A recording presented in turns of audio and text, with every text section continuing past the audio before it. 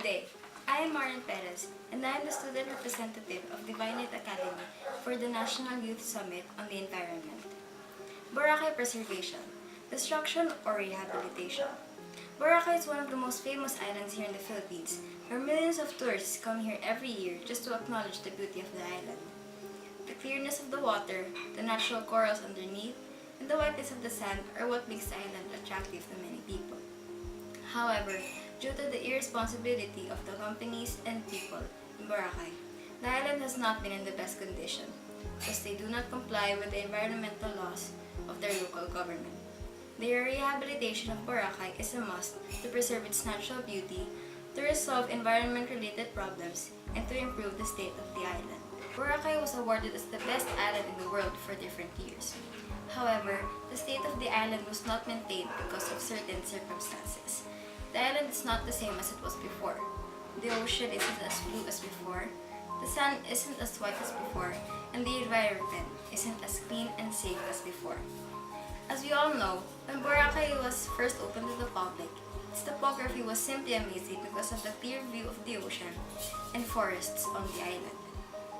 But because of the increase of population, infrastructures had taken over Boracay to cater all tourists visiting there.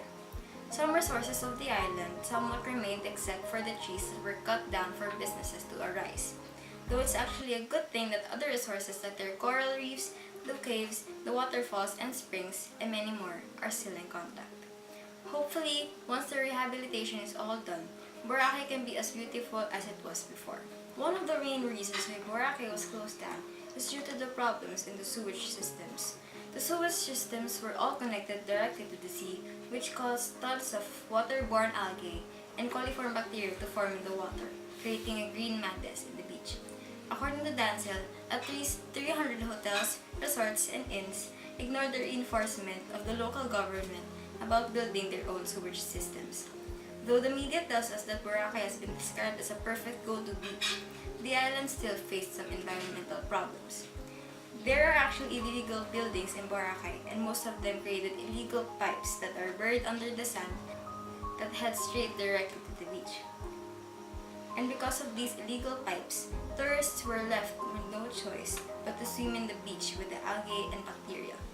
Imagine this: if all the wastes of hotels, restaurants, and resorts in Boracay flow through an illegal sewage system that will directly go to the sea, what will happen to the marine life? Fish will be able to digest some of them and will eventually kill them. If this is the case, can you all agree with our President Rodrigo Duterte that Boracay is indeed a cesspool? If you are to compare Boracay when it first opened until it was temporarily closed down, wouldn't you see a very huge difference? In the present time, citizens have complained about the pollution and flooding in the island.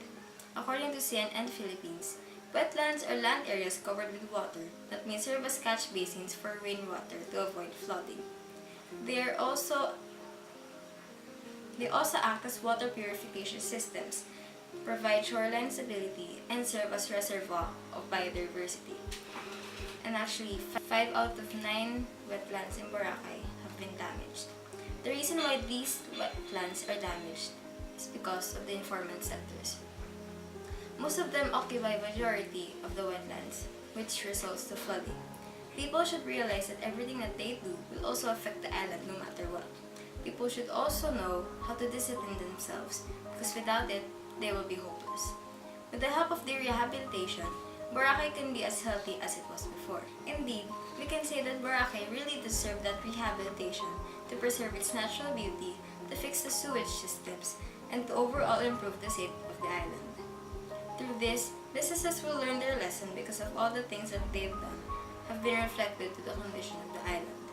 If people were able to maintain the shape of the island the way it was before, then Boracay would not need to temporarily close down. As a student representative, I can assure you that after my speech, everyone will agree that what Boracay needs is rehabilitation so that we could bring back the old Boracay back to life. Thank you.